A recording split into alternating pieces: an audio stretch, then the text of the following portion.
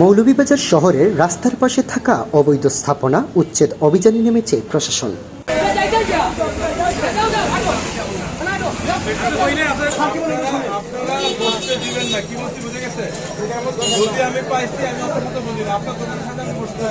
মৌলভীবাজারে ফুটপাত অবৈধ দখলমুক্ত ও সাধারণ মানুষের নিরবিচ্ছিন্ন যাতায়াতের জন্য দোকান উচ্ছেদ করতে অভিযান পরিচালনা করেছে জেলা প্রশাসন। বুধবার দুপুরে শহরের পশ্চিমবাজার জামে মসজিদের সামনে থেকে শুরু করে সৈয়দ কুদরতুল্লাহ স্কয়ার পর্যন্ত সেনাবাহিনী, পুলিশ ও আর্মড ব্যাটালিয়নের সহযোগিতায় এই অভিযান পরিচালনা করা হয়। এই সময় অবৈধভাবে ফুটপাত দখল করে মালামাল রাখার দায়ে কয়েকটি দোকানকে জরিমানা করা হয় এবং ফুটপাত দখল করে কোনো প্রকার মালামাল দোকানের সামনে না রাখার নির্দেশনা দেওয়া হয়।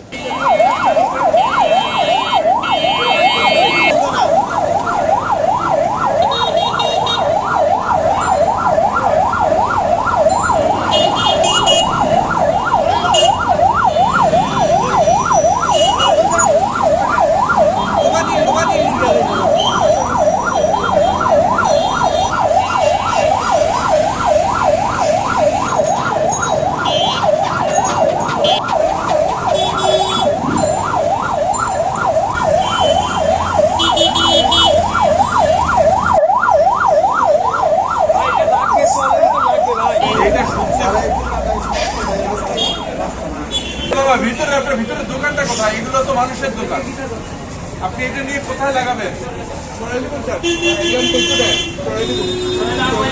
না আপনি